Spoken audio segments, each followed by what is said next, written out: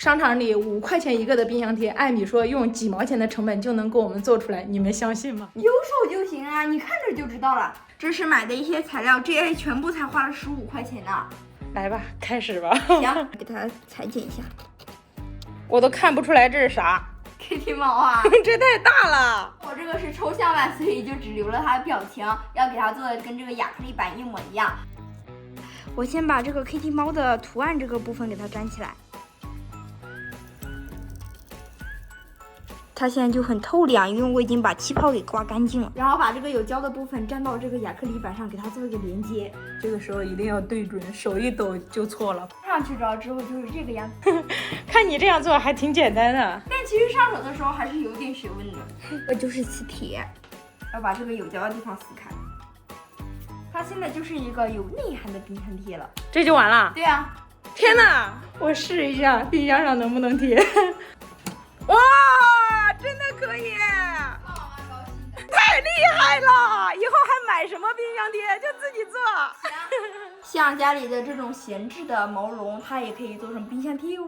同样拿出我们的老演员磁铁，直接给它粘上去就可以了。做出的部分直接拿剪刀剪掉就行了。哇，毛绒冰箱贴，这也太时尚了！来，去试一下能不能贴上去。能啊，很好。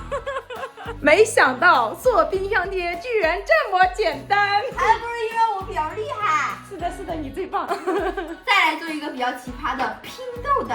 你要拼啥呀？这回薄荷小猫咪。艾米没有图，这全凭自己的感觉。你不打印个东西看着拼吗？不用，你自己想什么样就什么样就可以了。需要一点天马行空。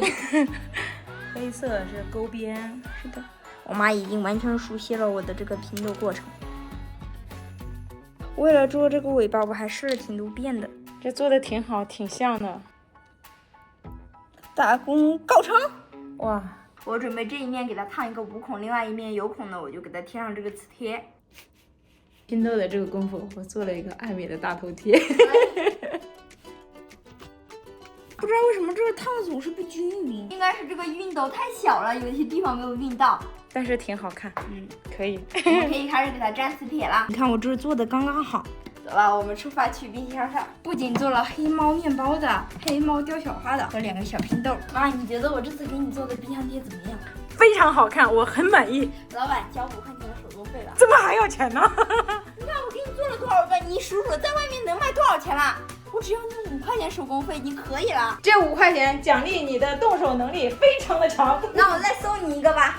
哇，这个里面是有水的，这个可以养，非常棒。喜欢就可以。那我们今天视频结束了，我们下期再见吧，拜拜。